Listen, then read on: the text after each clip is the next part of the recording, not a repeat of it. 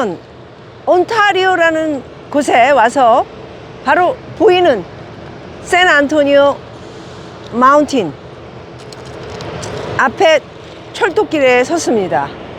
여러분들에게 더 좋은 모습을 보여드리기 위해서 온타리오라는 곳과 그리고 이곳의 자랑거리 샌 안토니오 마운틴에 대해서 신비감까지 느낄 정도로 먼 곳에 있는데도요, 하늘빛을 보십시오.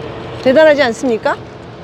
어쩌면 이렇게 신기할 수가 있을까 할 정도로 구름 사이에 떠 있는 무지갯빛도 아니고요, 여러 컬러의 그림을 그려 놓은 듯한 그런 색상을 띄우는 구름을 볼 수 있고요. 그리고 맨 위로는 하얀색을 띄우고 있는 것으로 봐서는 눈이 온 것 같습니다. 샌 안토니오의 마운틴 산의 모습을 여러분 보실 수 있습니다. 제 생각과 거의 일치되는 오늘의 기사 내용을 하나 보도록 하겠습니다. 미국은 다시 위대해질 것인가? 위대해진다는 말로 한국이 아마 가장 큰 피해자가 될 수도 있다 라는 내용인데요. 도널드 트럼프는 미국 우선주의, 미국을 다시 위대하게 라는 두 가지 슬로건으로 미국의 47대 대통령에 당선됐습니다. 미국이 현재 어떤 상태이길래 다시 위대해지겠다는 것일까? 세계 최고의 헤지펀드 회사 브리지워터 어소시에이츠 설립자인 레이 달리오의 저서 변화하는 세계 질서, 미국의 현 위치를 추론해 볼 수 있다. 그는 제국의 흥망성쇠 과정을 7단계로 구분했는데요. 첫 단계는 한 국가가 새로운 세계 질서를 정립한다. 두 번째는 평화와 번영 속에 세계가 높은 성장을 한다. 네 번째는 경제 성장과 자산 가격 상승으로 그 나라의 부가 큰 폭으로 늘어나는 동시에 부채도 같이 증가한다. 네 번째에 접어들면 부채에 의한 성장과 한계가 드러나면서 자산 가격 거품이 붕괴할 뿐만 아니라 경제 성장률도 크게 낮아진다. 이에 대응해 정책 당국은 대규모로 돈을 찍어 신용 공급을 늘려 경기를 부양하죠. 6단계의 통화정책에 의한 경기 부양의 한계에 직면하면서 경제 주체 간 갈등이 심화하고 혁명이나 내전이 일어난다. 마지막 7단계에 이르면 부채 재조정이나 신생 정치 세력의 등장으로 새로운 질서를 모색한다. 자, 미국을 보면 제2차 세계대전 종료 후 인권과 법치를 기반으로 한 민주주의라는 이데올로기로 세계의 새로운 질서를 정립했습니다. 그게 1단계였죠. 1990년대 미국 경제는 정보통신혁명으로 호황을 누렸습니다. 2단계로 볼 수 있습니다. 특히 1996년 그리고 2000년 연 평균 노동 생산성 증가율은 2.9%로 그 이전 1980년에서 1995년 1.5%보다 2배로 늘어났습니다. 이 기간 미국의 경제 성장률은 연 평균 4.3%로 매우 높았는데요. 물가 상승률은 1.7%에 그쳤습니다.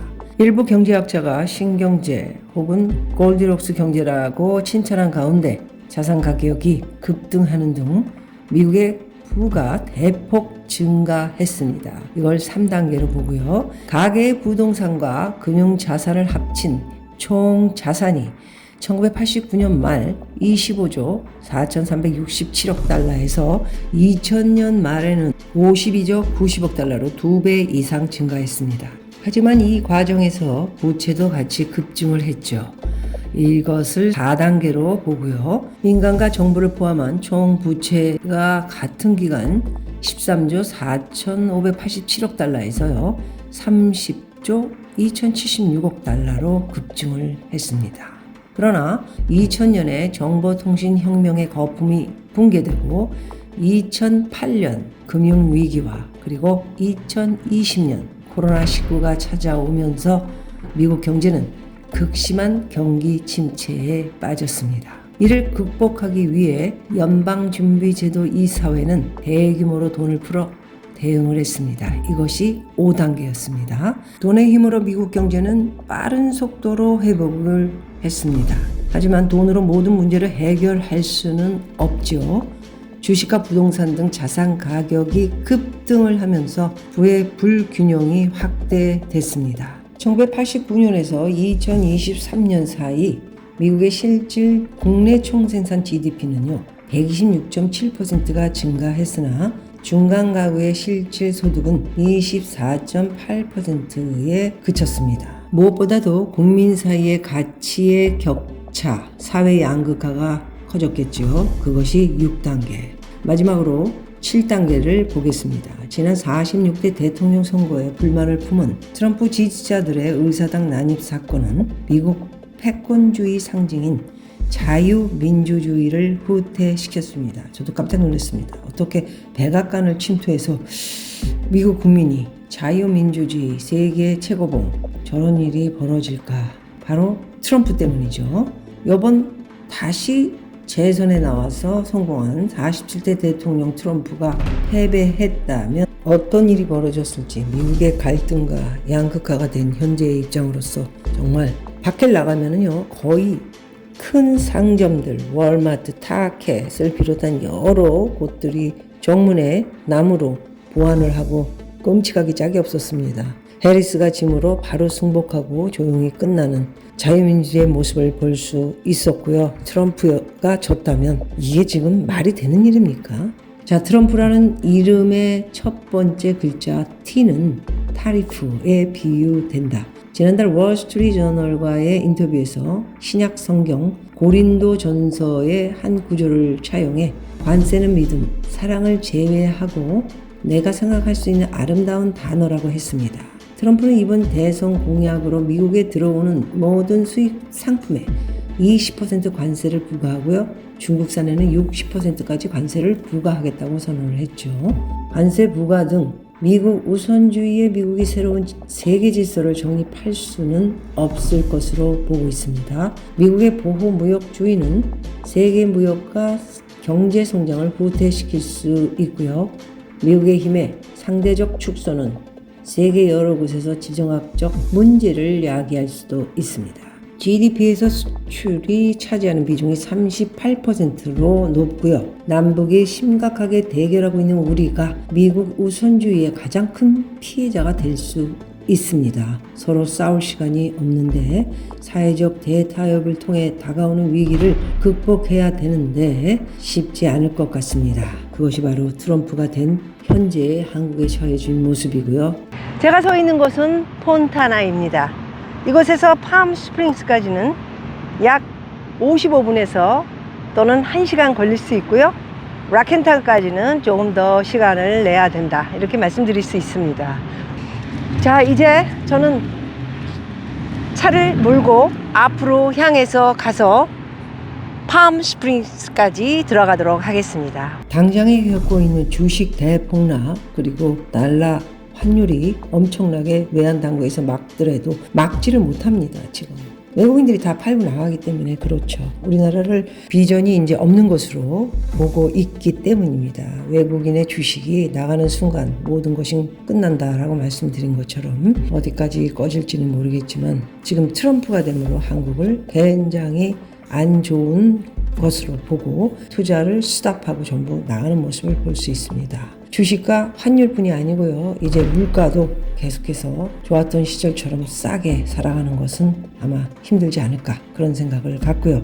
거기다 트럼프가 불법 체류자들을 전부 미국에서 쫓아버려서요. 이제 값싼 노동, 쓰레기통 직업들을 가지고 일을 하고 숨어 살았던 그들의 일자리를 누가 이제 채울 건지 그것도 또한 관건이죠. 그러면 미국 백인들이 그 일을 해야 되는데 터무니없는 생각이라고 생각하고요.